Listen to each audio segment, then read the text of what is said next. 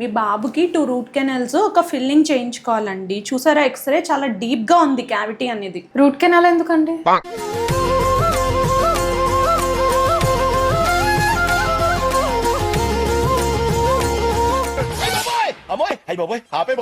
ఇప్పటికైనా అర్థమైందా మేడం మీకు?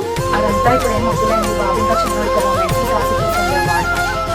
1 month later. మేడం మీరు చెప్పినట్టే అయింది మేడం. బాబుకి చాలా పెద్ద స్వెల్లింగ్ వచ్చేసింది. అసలు ఏం తినట్లేదు, తాగట్లేదు, పైగా పడుకొని కూడా పడుకోవట్లేదు మేడం. గోటితో పోయేదానికి గొడ్డల దాకా తెచ్చుకోవడం అంటే దీన్నే అంటారమ్మా.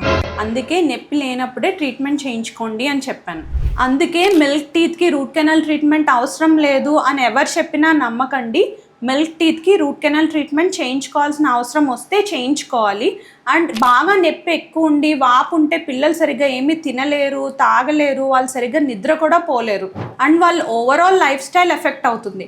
And along with that milk టీత్లో ఇన్ఫెక్షన్ ఉంటే కనుక అండర్లైయింగ్ పర్మనెంట్ టీత్ కూడా ఆ ఇన్ఫెక్షన్ వెళ్ళి పర్మనెంట్ టీత్ కూడా హెల్దీగా ఎరప్ట్ అవ్వవు. కాబట్టి మిల్క్ టీత్లో ఇన్ఫెక్షన్ ఉండకూడదు. Don't ignore the milk teeth, share it with all the moms.